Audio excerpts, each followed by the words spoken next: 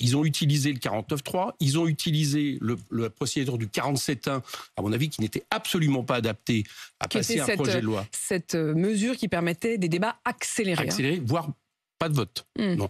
Ils ont fait ça, et là maintenant, ils utilisent à chaque fois les règles, les lois, pour essayer de s'arranger avec le fait qu'ils ne sont pas majoritaires. Mais Éric Coquerel, l'argument que vous utilisez contre eux, tout ça est un peu technique, mais en même temps, c'est important aussi de rentrer vraiment dans le fond des armes juridiques, constitutionnelles que vous avez les uns comme les autres. La majorité, par la voix de Yaël Braun-Pivet, par la voix d'Elisabeth Borne, disent que vous ne jouez pas votre rôle, disent même que vous faites de la politique. Est-ce que vous faites de la politique ou est-ce que vous faites du droit ? Vous avez compris que moi je leur renvoie l'appareil. Exactement, c'est pour ça qu'en fait, vous dites un peu c'est lui qui a commencé, mais non, c'est lui. Moi, depuis hier, il y a une chose que je constate, c'est que j'ai donné un avis, j'ai fait une conférence de presse qui était même un peu rébarbative, mais je l'ai fait un peu volontairement pour montrer que je m'appuyais sur des arguments juridiques. Vos arguments juridiques. Il y a 6 pages d'arguments juridiques et j'ai en face de moi des espèces d'arguments, il n'y en a pas. Voilà, alors Yaël Braun-Pivet, elle dit de vous... C'est un multirécidiviste de la posture anticonstitutionnelle, alors qu'il a un rôle institutionnel à tenir. Sous-entendu, vous n'êtes pas à la hauteur de votre rôle. Bah écoutez, je trouve que c'est un peu dommage que la présidente de l'Assemblée ait ces mots-là. J'avais pas eu cette déclaration jusqu'à maintenant. Elle a été quand même mesurée et elle a fait bien. C'est des mots qu'elle aurait tenus. C'est le journal Le Figaro ce matin qui explique qu'elle a tenu ces mots devant le groupe majoritaire. Le Figaro qui précise également qu'elle a menacé de vous faire tomber. Elle a dit tout est possible et elle a précisé que votre poste serait de toute façon remis en jeu en septembre.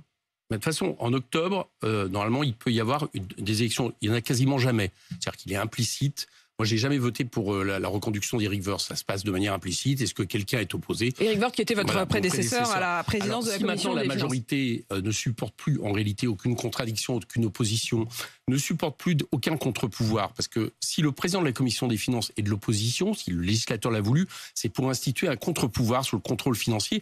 Et par exemple, c'était plutôt une démarche que vous soulignez en disant justement ça permettait la présidence de la Commission des finances est traditionnellement donnée à l'opposition. Mais ça date de 2009, donc vous voyez que ça remonte. Bon. Si ce pouvoir, cette majorité, parce qu'en réalité elle est minoritaire, ne supporte plus les contradictions de la LDH, ne supporte plus les contradictions de Justine Triet, ne supporte plus les contradictions... Alors attendez, on va s'arrêter 2 secondes. La LDH, c'est la Ligue des droits de l'homme. Justine Triet, c'est...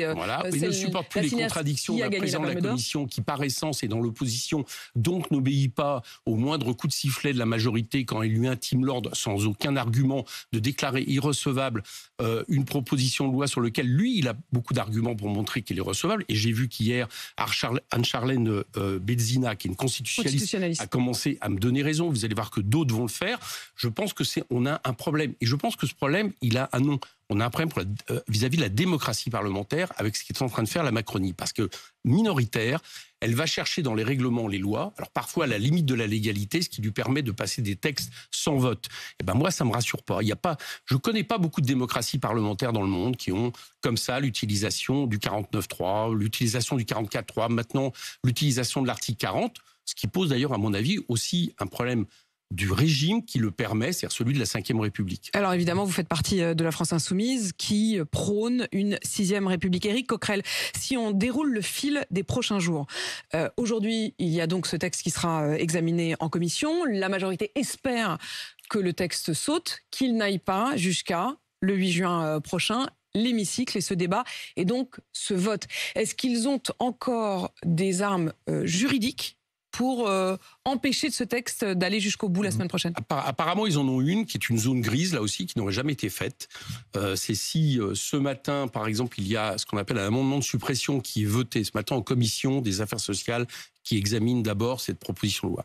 S'il y a un amendement de suppression qui est voté, faut-il encore qu'il soit voté, inévitablement le groupe Lyot va vouloir le rétablir sur le texte initial. Moi, je vais le déclarer recevable en lien avec mon premier choix. Et à ce moment-là, parce que c'est un amendement, la présidente de l'Assemblée peut décider qu'il est irrecevable. En fait, elle peut faire sauter un amendement alors qu'elle ne pouvait pas faire sauter une proposition de loi. Tenez-vous bien, donc elle change la structure. Tenez-vous bien, ça serait inédit. Ça n'est jamais arrivé. Et pourquoi ça n'est jamais arrivé? Parce qu'il y a une règle communément admise qui fait que on ne revient pas sur une décision à partir du moment où ça restaure le texte initial.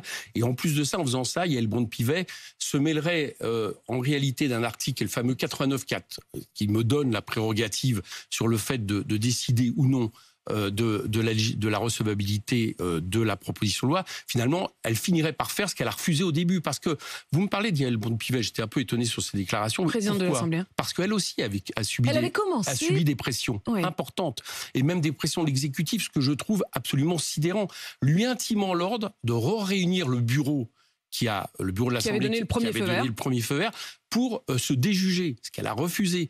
Bon, très franchement, moi je l'interroge aujourd'hui, malgré les déclarations que vous me mettez, c'est pas très agréable, notamment parce qu'elle n'a pas le pouvoir de décider, par exemple, de me remplacer à la présidence de la commission des finances. Ça se passe pas comme ça, c'est l'opposition qui décide, puisque c'est élu par l'opposition, donc il faudrait qu'il y ait une opposition majoritaire qui décide de me remplacer, ce qui, à mon avis, n'est pas fait. La présidente de la commission de l'Assemblée, moi je pense qu'elle a eu aussi une pression, et qu'elle continue à avoir une pression pour arriver à trouver les moyens que ce texte n'arrive pas au vote. De qui la pression? De la majorité. On sait qu'il y a eu il y a 2 semaines. Attendez, c'est elle, le président de l'Assemblée. Vous savez très bien qu'il y a aussi des désaccords dans cette majorité. Tout le monde, j'allais dire, ne présente pas. Qui met la pression? Notamment, Mme Borne a fait, manifestement, il y a eu une réunion il y a 2 semaines à Matignon, avec Mme Borne, avec Mme Aurore Berger, avec les présidents de groupe, avec le rapporteur général, avec Yaël Braun-Pivet, pour lui intimer l'ordre de faire ça. Laurent Berger, ici même à ce micro, parce qu'il y a aussi le combat syndical. Laurent Berger disait que lorsqu'il a enfin rencontré Elisabeth Borne à Matignon, l'un des points qu'il voulait aborder avec elle, c'était de lui dire, par pitié, laissez ce vote exister, laisser ce moment vivre. Et quelques heures après cette réunion, Elisabeth Borne a en effet déclaré sur le perron de Matignon que cette proposition de loi, elle estimait qu'elle n'était pas recevable.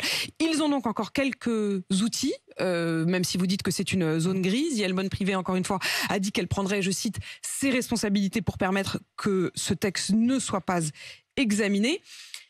Mais si on est tout à fait honnête, et pour l'instant vous avez l'air de vouloir avoir des arguments très juridiques, justement.